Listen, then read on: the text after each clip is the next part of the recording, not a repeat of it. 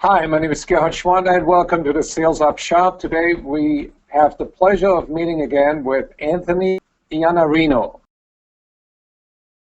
How can we sustain motivation? It's interesting. I know in a sales organization there's this drive from salespeople who say, I wish my sales manager would motivate me. And sales managers and sales leaders ask the question, how do I motivate my team? And I think it's a horrible question, and here's why. Most people only listen to one motivational speaker, and it's not Tony Robbins. It's the motivational speaker that lives between their ears. That's the voice that they hear. So I think the first problem with motivation is you have to hire people who are already intrinsically motivated.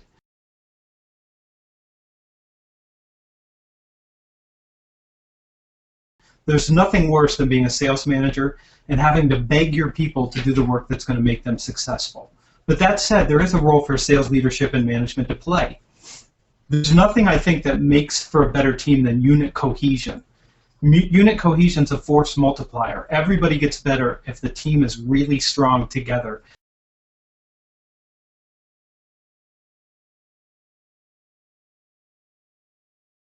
And I think taking them off of the field, having group meetings where you share experiences, you let the sales team help each other instead of constantly giving them the answer, you give them the challenge, and you start to build a group that can think for themselves and grow together.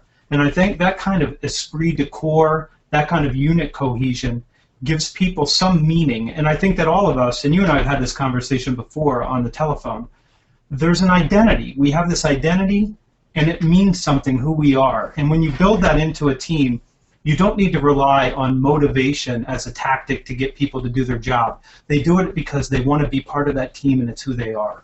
I think of the movie 300 with the Spartans.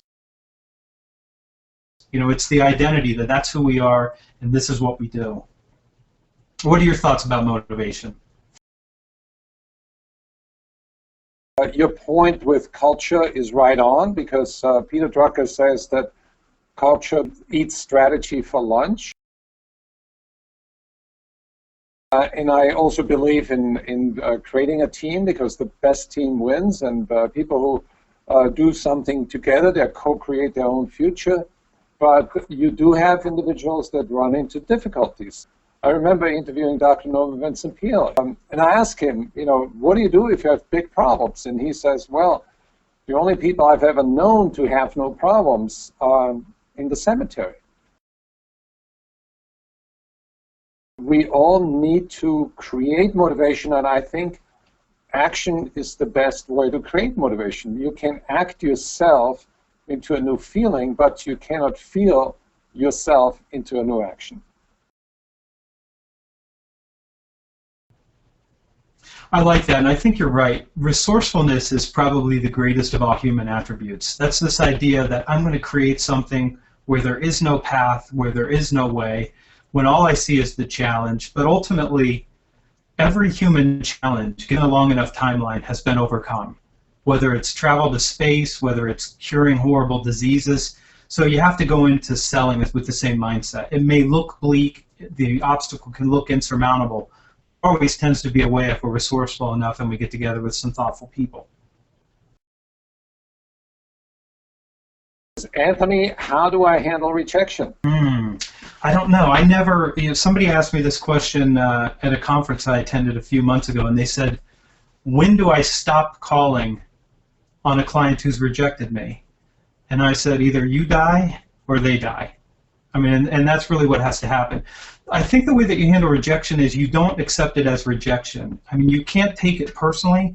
You can't see it as a failure. And there's some things that we have to remember about the business climate we're in now. Our clients are being asked to do more than they've ever been asked to do, with fewer resources than they've ever had. They're being bombarded with calls from salespeople, and they have no way to determine who's worth spending time with and who's, you want my time, I can't give it to you. I'm too busy, and unless I know you're a value creator, I'm putting you in the category of time waster.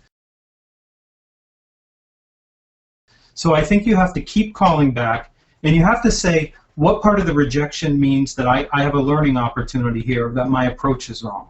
Have I created the value where I deserve that? Yes. Have I given them some answer that they can look at their business challenges and say, yes, Anthony's the right person to help me because he continues to provide me with ideas? So I would say look at rejection as an opportunity to change your approach. And you may have to change your approach 10 or 20 times.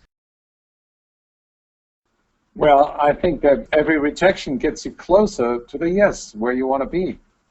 And I think that selling is all about persistence and not taking rejection or negativity personally. It took me one time 73 phone calls to a client, and I called every single week. And every week I got hung up on, I got ignored. The 73rd call, he answered the phone and he said, "You have called me 1,000,000 times." And I said, "No, actually I've called 73 times. And he said, "Well, it felt like 1,000,000 to me. But I have an order if you can come over right now." But that's sometimes the game that we play. It's perseverance and rejection just part of it. Thank you, Anthony.